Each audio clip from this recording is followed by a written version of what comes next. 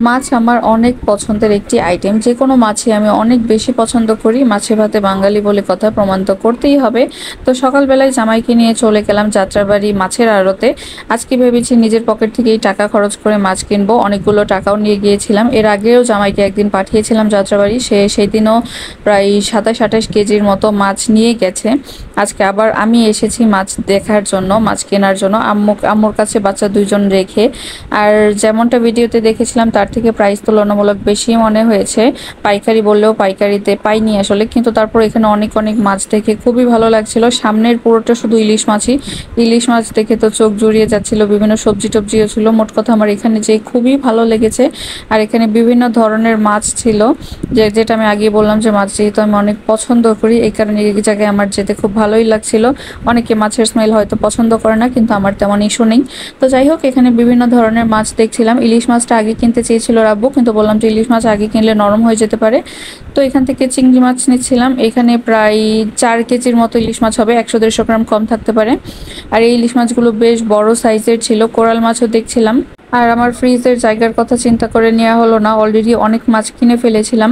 তো এখন আমরা আবার বাড়ির উদ্দেশ্যে রওনা হচ্ছি। আম্মু আগের দিনই চলে যেতে চেয়েছিল, কিন্তু আম্মুকে বললাম যে আম্মু যদি চলে যায় তাহলে আমার আর মাছের আড়তে যাওয়া হবে না, ওর আব্বুকে হয়তো পাঠাতে হবে। আর আমি মাছের আড়তে বা বাজার টাজার নিজের হাতে করতে অনেক পছন্দ করি। তো এখন আমরা বাড়ির উদ্দেশ্যে যাচ্ছি। মাঝখানে একবার ফোন দিয়েছিলাম বাচ্চারা কি করে শোনার জন্য। আর আম্মুর কাছে ওরা সেফই থাকে, খুব ভালো থাকে। তো এই যে সবগুলো মাছ নিয়ে চলে এসেছি। মাছগুলো বেশ ফ্রেশ ছিল। তো মাছ এক এক করে আমি সব একটার মধ্যে রাখছিলাম, বিভিন্ন জিনিসের মধ্যে রাখছিলাম। আর মাছগুলো আসলেই দেখে খুব ভালো লাগছিল। সব পছন্দের মাছগুলো নিয়ে এসেছি। আর আমার বাচ্চারা, আমি যেরকম মাছ অনেক পছন্দ করি, ওরাও মাছ অনেক পছন্দ করে, মাছ নিয়ে খেলতে অনেক পছন্দ করে। তো সেটাই ওরা করছিল। আর এটা হচ্ছে ইন্ডিয়ান বাইন মাছ। এর আগে দেশি বাইন মাছ কিনেছিলাম, তো ভাবলাম এবার এইটা ট্রাই করে দেখি।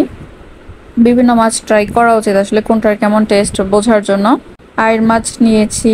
আইড় মাছ কয়েকদিন আগে খেতে চেয়েছিলাম। মোট কথা এখানে যা যা আছে সবই পছন্দের মাছ।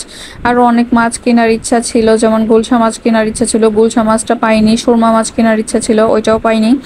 তো এইগুলো দিয়ে আমার ফ্রিজে জায়গা হবে কতটুকু আমি জানি না। এই হচ্ছে দেশি বাইন মাছ, সরি ইন্ডিয়ান বাইন মাছের সাইজগুলো বেশ বড় ছোট মিলিয়েই ছিল। আর এটা হচ্ছে আইড় মাছ, 4টা আইড় মাছ। এখানেও কয় কেজি ছিল আমি আসলে বলতে পারবো না, কারণ প্যাকেটের মধ্যে ছিল, এটা ধরে ধরে কিনে হয়েছে। আর এখানে চিংড়ি মাছগুলো বেশ বড় সাইজের চিংড়ি মাছ, মাগুর মাছ, যেটা আমার হাজব্যান্ডের অনেক পছন্দের একটি মাছ। আর এখানে ছোট ইলিশ মাছ কিনেছি। এখানে 4 কেজি 4.5 কেজির মতো ইলিশ মাছ আছে। আর টাকি মাছ কিনেছি পুরোটা ভর্তা খাওয়ার জন্য। কাচকি মাছ কিনেছি, এখানে 1 কেজি কিনেছি কাচকি মাছ। ফ্রিজের জায়গা বুঝেই তো কিনতে হবে। আর এটা হচ্ছে কাইক্কা মাছ, এটা কিনেছি 2 কেজি। এটা আমি একটু ইউনিক টাইপের মাছ দেখলাম, যেটা এখানে সচরাচর দেখা হয় না, এই কারণে কিনলাম। আর এই হচ্ছে আমার ফ্রিজের অবস্থা, ওপরে নিচে মানে 3 তলা পুরাটাই ভর্তি। আমার ফ্রিজটা আল্লাহর রহমতে অনেক বড়, মানে যে কোনো কিছু এঁটে যায় আসলে, এই কারণে চিন্তামুক্ত থাকি। দেখতেই পাচ্ছেন অনেক অনেক ইলিশ মাছ, বিভিন্ন ধরনের মাছ, অনেক কিছু ফ্রিজে আছে। তারপর আমি আজকে গিয়েছি, তাই আম্মু বলছিল যে আরো 1 সপ্তাহ পরে গেলেও তোমার ফ্রিজ খালি হতো না, না গেলেই পারতা। কিন্তু কি করব, মাছের আড়তে যেতে বা বাজার টাজার করতে আমার খুবই ভালো লাগে। তো এখন মাছ পরিষ্কার করছি, আর আম্মু ওইদিকে মানে মাছ, আমি ফ্রিজ পরিষ্কার করছি, আম্মু মাছ কাটছে। আমি চিংড়ি মাছ আর কাইক্কা মাছগুলো কেটেছিলাম, আর সব মাছ আম্মুই কেটেছে। আমি আবার বাইন মাছও আম্মুর সাথে কিছু কেটেছি, মানে মামের সারাদিন এগুলো করতে করতেই দিন গিয়েছে। আবার মাঝে রান্নাও করলাম। আম্মু মানে অনেক কাজ করেছে, আমি আসা পর্যন্ত তো বাচ্চাদের সামলেছে, ঘরটর পরিষ্কার করেছে, আবার এতগুলো মাছ কেটেছে। কোমর টোমর একদম ব্যথা হয়ে গেছে, আম্মুর হাঁটুতে তো এমনিও ব্যথা। আম্মু আমাকে প্রচুর প্রচুর হেল্প করে, আসলে সবটা সময়ই অনেক হেল্প করে। মাছগুলো কেমন হয়েছে সবাই অবশ্যই জানাবেন। সবাইকে অনেক অনেক ধন্যবাদ।